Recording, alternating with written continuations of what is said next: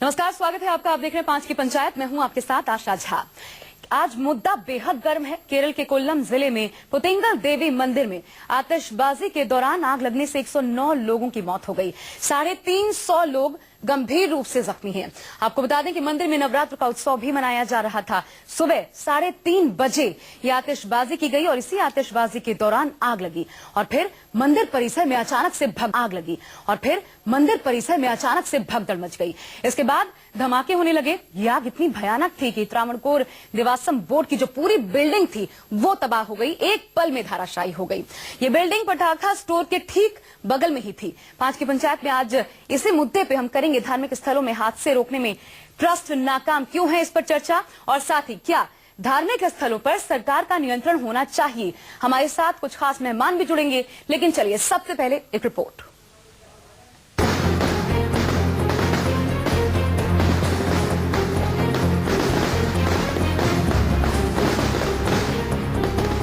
मंदिर में ये मौत की आतिशबाजी है।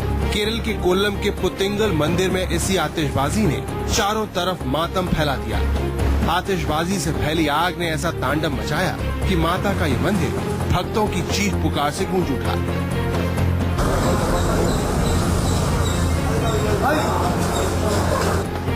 मंदिर में नवरात्र का उत्सव मनाया जा रहा था। आतिशबाजी के दौरान आग लगी और मंदिर परिसर में भगदड़ मच गई।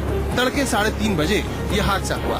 बताया जाता है कि पटाखा स्टोर तक चिंगारी पहुंचने से ये हादसा हुआ।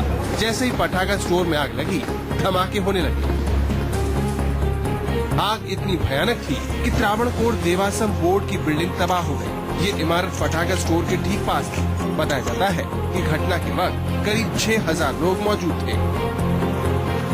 केरल का ये पुतिंगल मंदिर कोल्लम से महज 20 किलोमीटर दूर है। देवी का ये मंदिर अपनी आतिशबाजी के लिए मशहूर है।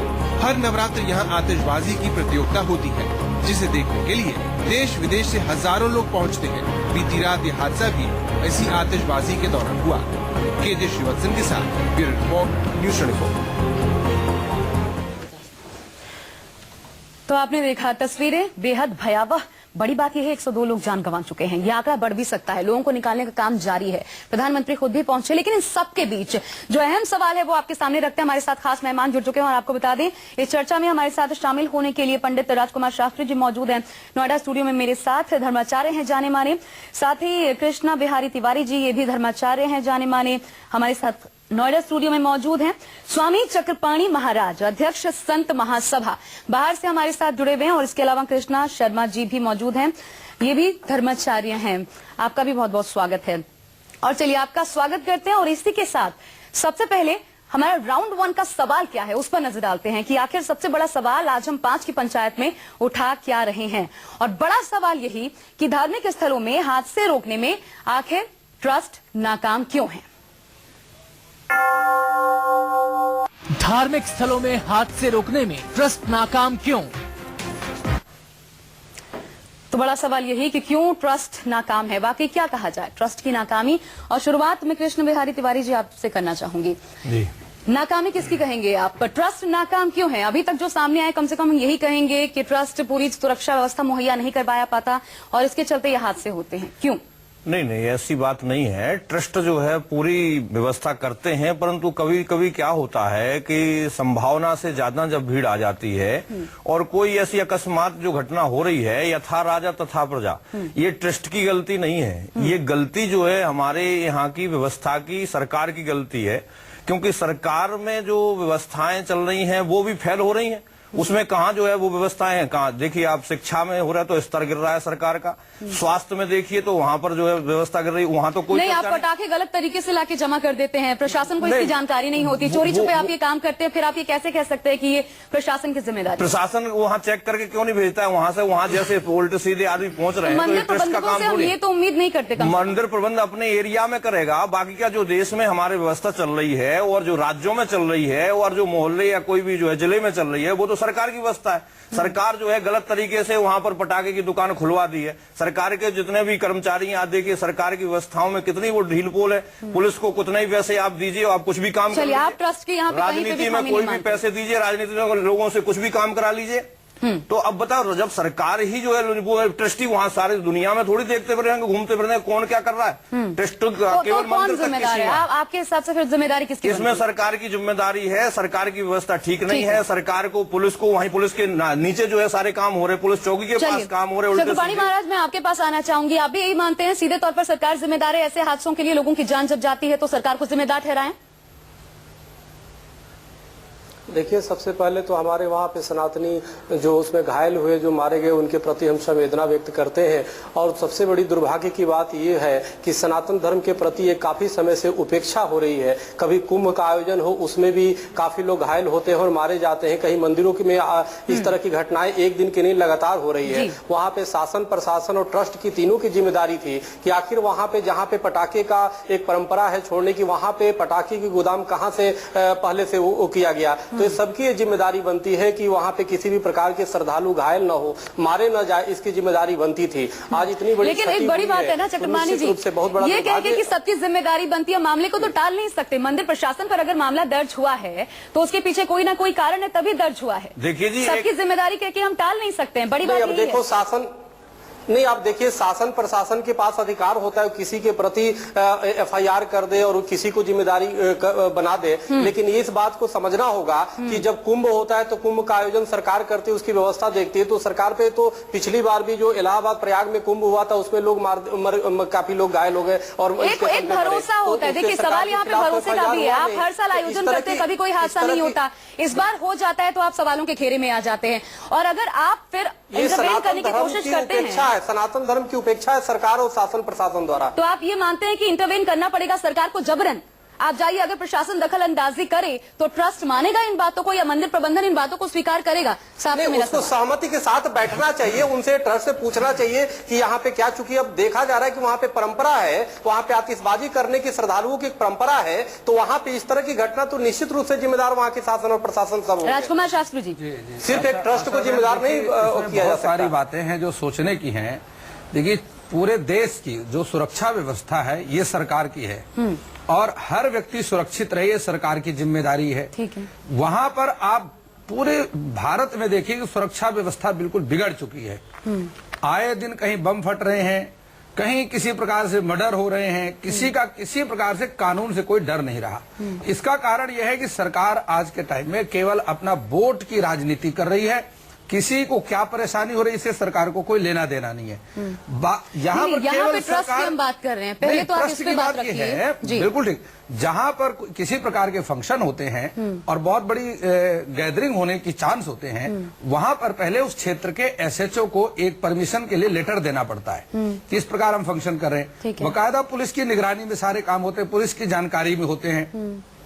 वहां पर जी इस प्रकार ऐसी कोई भी दुर्घटना है, वहां सरकार को पहले उसके लिए अलर्ट जारी करना चाहिए और वहां पर अपनी व्यवस्था करनी चाहिए। वहां पर सरकार ने किसी प्रकार से, सरकार जहां पर पैसा लेने का मामला आ जाए, आज पूरे देश में आप सरकार की जिम्मेदारियां तो गिना दे रहे हैं, ठीक है, जो है, लेकिन आप सरकार की जिम्मेदारियां गिना रहे हैं। ये जिम्मेदारी आपकी नहीं है कि आपके पास अगर लोग आते हैं हजारों की संख्या में, ये जिम्मेदारी की आपकी नहीं बनती प्रबंधक होने के नाते कि आप सारी जानकारी खुद मुहैया करवाएं? बिल्कुल आपकी बात ठीक है, लेकिन जब उसी लिए कि यहाँ पर बहुत सारे लोग आना है और इसलिए एसएचओ को पहले से जानकारी दी जाती है। हम लोग भी मंदिरों में रहते हैं, मंदिर में फंक्शन करते हैं, पूरी बकायदा यहाँ पे प्रशासन को पता भी नहीं था, एसएचओ को दी जाती है। यहाँ नहीं था प्रशासन को पता, प्रशासन को पता घटना घटने के बाद ये खबर चल रही है, प्रशासन को पता नहीं था। प्रशासन को पता था, ऐसा हो नहीं सकता।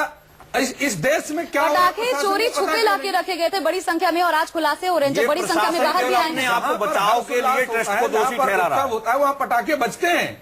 ये सनातन परंपरा है और उस परंपरा में ऐसी घटनाएं घट जाएं, इसके लिए बिल्कुल सरकार दोषी है। यहाँ तो उल्टा चोर कोतवाल को डांटे वाली बात है। प्रशासन को पता होता छोटे से छोटे कृष्णा शर्मा जी, क्या ये जवाब सिर्फ इसलिए है क्योंकि आप सभी धर्माचार्य हैं और ट्रस्ट से जुड़े लगातार रहे हैं? लेकिन हमारा भी एक मंदिर है, संतोषी माता मंदिर दिल्ली में, वहाँ पर भी जब भी हम कोई भी प्रोग्राम करते हैं उससे पहले जो है हम जो है प्रशासन को, यानी कि वहाँ के जो पुलिस अधिकारी है उनको बताते हैं ताकि जो व्यवस्था बनी रहे।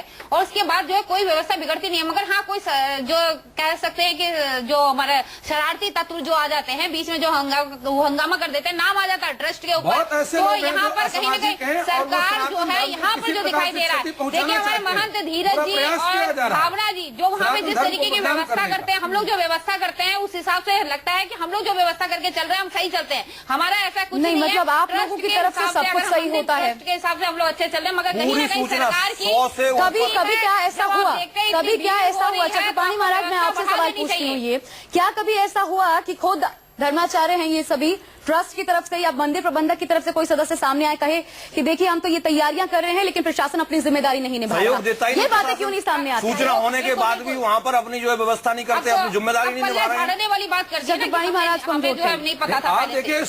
आप देखिए शुक्रवार को नमाज पढ़ी जाती है, वहाँ सैकड़ों पुलिस वाले पहले से तैनात रहते हैं, लेकिन जन्माष्टमी का त्योहार और रामनवमी का त्योहार एक पुलिस वाला मंदिर में पूछने के लिए नहीं आते ऐसा भी नहीं कि यहाँ पर किस प्रकार की कोई व्यवस्था होनी है। अब ऐसा भी नहीं होता कि बिल्कुल होता है, हम लोग ऐसा ही हो रहा है, इस बात को रोज हम नहीं, अब इसे हिंदू मुसलमान से हम ना जोड़े तो ज्यादा बेहतर है। हिंदुस्तान में मुद्दा अलग है, वो मुद्दा अलग है, सच्चाई है वो तो कहीं पड़े, कुछ नहीं, वो मुद्दा अलग है। मैं चक्रपाणी महाराज को जोड़ना चाहूंगी।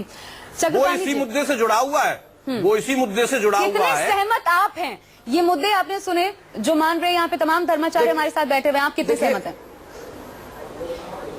देखिए आशा जी, एक दो जख्म नहीं पूरा बदन है जख्मी, दर्द बेचारा परेशान है उठे कहां से। सवाल इस बात का जो भी ये धर्माचार्य अपनी विचार दे रहे हैं सनातन धर्म के प्रति, जो सरकार और शासन प्रशासन की उपेक्षा है वो सही दे रहे हैं। निश्चित रूप से कहीं न कहीं मान लीजिए कि सरकार उपेक्षा सनातन धर्म के कार्यक्रमों का करती है, तो उत्सवों का करती है, त्योहारों का करती है। कभी जब दीपावली आता है तो कहती है पटाखे न छोड़ो, होली आता है तो कहती है कि रंग मत गिलाओ और पानी मत बर्बाद करो। सवाल इस बात का है कि और कहीं कहीं मंदिरों पे इस तरह की घटनाएं हो जाती है दुर्भाग्यपूर्ण, तो उसमें तुरंत ट्रस्ट को जिम्मेदार ठहरा दिया जाता है। गंगा जमुना में गटर गिर रहे हैं, परंपरा वहां पे बनी है, नहीं, फूल आप डालो तो उसके लिए जुर्माना 5,000। आशा जी ये बहुत पुरानी एक परंपरा है, जहाँ पे आतिशबाजी होती है तो शासन प्रशासन और सरकार सबकी जिम्मेदारी होती है। यहाँ पे नवरात्र का वो चल रहा है, आपको पता होना चाहिए, पूरी मंदिरों पे जहाँ पे भीड़ लगती है वहाँ पे शासन प्रशासन पहले से अलर्ट हो जाता है। आखिर वहाँ पे ऐसा क्यों नहीं हुआ? वहाँ पे पटाखे को गोदाम कहाँ से बना दिए गए रातों रात? तो सवाल इस बात का है कि इसमें निश्चित रूप से सरकार की और शासन प्रशासन सबकी जिम्मेदारी है। जो धर्माचार्य यहाँ पे बैठे हुए लोग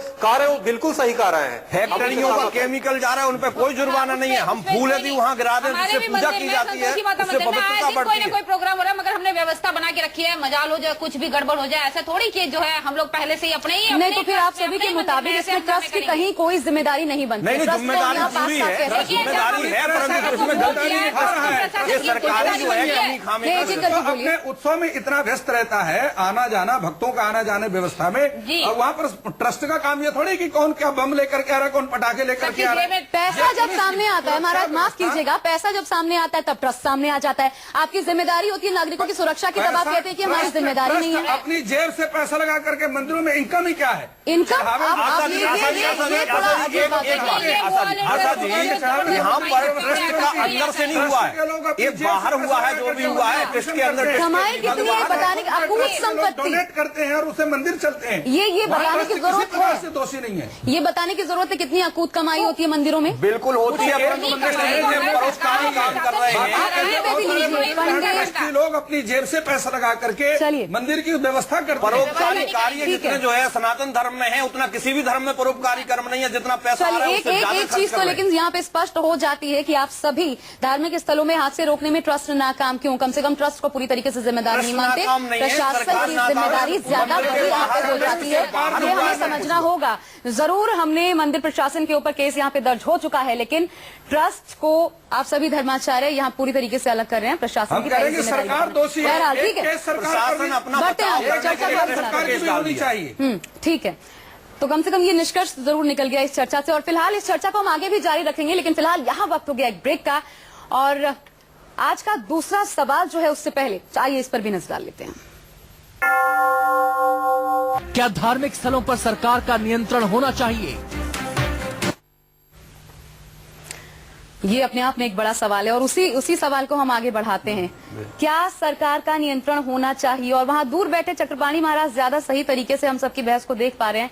आप ही से मैं शुरुआत इस सेकंड सेगमेंट की करना चाहूंगी। ये इस्लाम में जाते हैं, इनके मित्र हैं प्रमोद कृष्णम जी, तो इस्लाम की मीटिंगों में जाते हैं, तो इनको ज्यादा मालूम होगा कि इस्लाम में भी क्या होता है। बिल्कुल।